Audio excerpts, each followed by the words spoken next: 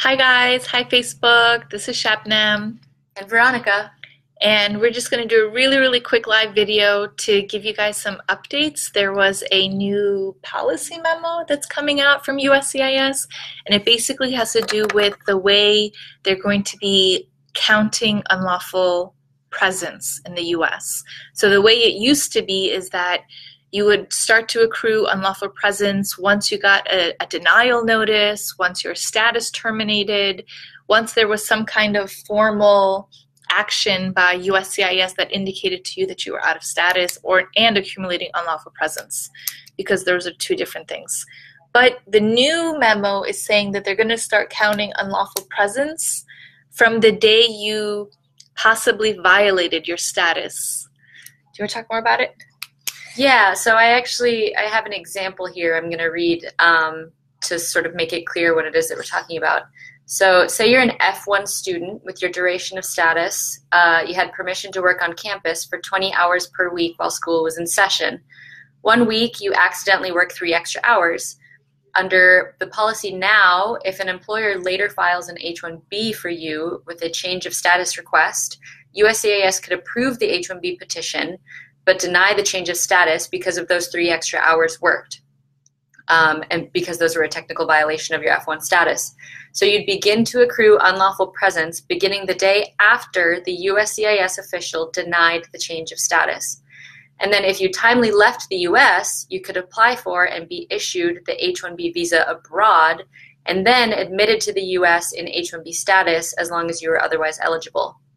Under the new policy, if you exceeded the 20-hour limit, say on August 1st, 2019, and USCIS denied the change of status on November 1st, 2020, you would accrue unlawful presence from August 2nd, 2019, the day after the technical violation.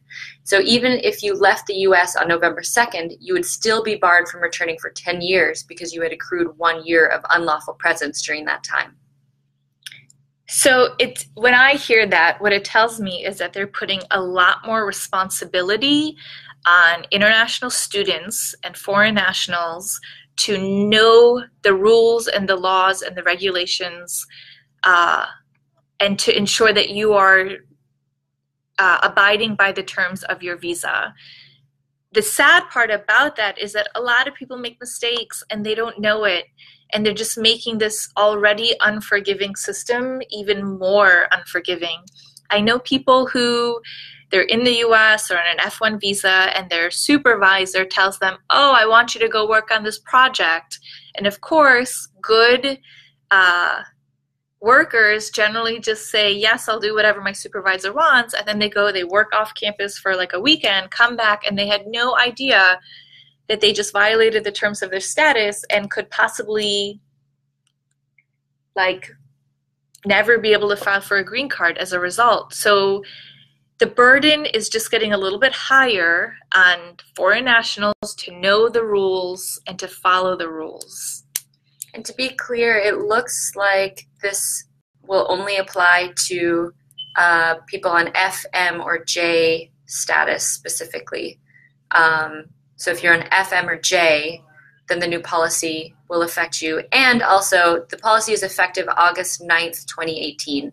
So currently, as the rules stand, the unlawful presence begins accruing after you get a denial or some kind of letter indicating that you're out of status. Right. So this doesn't start until August of this year. One other thing, because I see this happen every now and then where somebody applies for a change of status while they're out of status, you can't do that. So the officer, the immigration officer, does not have the authority to approve a change of status when you are not in status. And if